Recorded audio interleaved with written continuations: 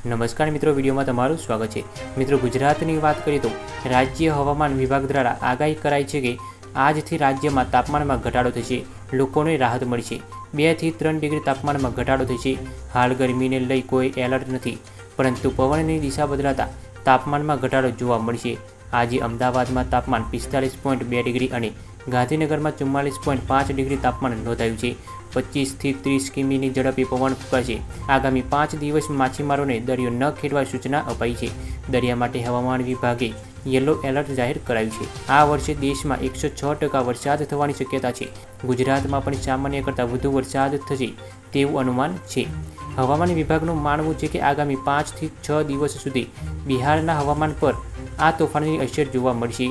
આ દરમિયાન અનેક જિલ્લાઓમાં મધ્ય અને કેટલાક જિલ્લાઓ પર સામાન્ય સ્તરથી વધુ વરસાદ પડવા ઉપરાંત 130 થી 140 કિમી પ્રતિ કલાકની ઝડપે પવન ફૂંકાશે તેવી આશંકા છે।